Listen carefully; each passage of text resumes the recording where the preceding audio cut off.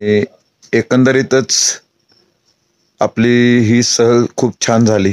थोडी स्लो झाली, नाही असं नाही, स्लो झाली पण छान झाली आणि खूप गोष्टी शिकायला मिळाल्या. मी जास्त करून नॅचरल हॅबिटॅटवर जोर देतो आणि जोपर्यंत माझी सायकल थांबत नाही तोपर्यंत मी जेवण करत नाही. योग्य की अयोग्य वादाचा विषय आहे, पण मला गरज वाटत नाही. आता आज मी जवळजवळ कुंभर्ली घाट चढून आलोय. सकाळी निघतानाच पाहुण्यांनी फोडणीचा भात होता, त्या एवढ्या भातावर माझी गाडी इथपर्यंत आली.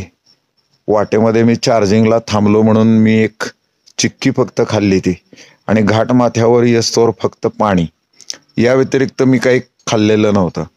आणि अजूनही मला भुकेची तशी म्हणावी एवढी जाणीव नाही आहे. शरीरच माझं जर डिमांड करत नसेल तर मी फोर्सफुली आतमध्ये मटेरियल भरण्यामध्ये काय मतलब नाही.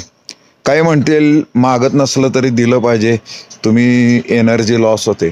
पण माझं जे सायकलिंग आहे त्याच्यामध्ये मी माझी एनर्जी लॉसच होऊन देत नाही. म्हणजे आता त्याला शब्दात सांगणं कठीण आहे, पण माझ्या पद्धतीनं सायकलिंग केलं तर तुम्हाला सहसा जास्त एक्स्ट्रा फूड घेण्याची काही गरज नाही. आता प्रत्येकाची सवय त्याच्यावरशी अवलंबून आहे. मुळात माझा आहारही कमी आहे.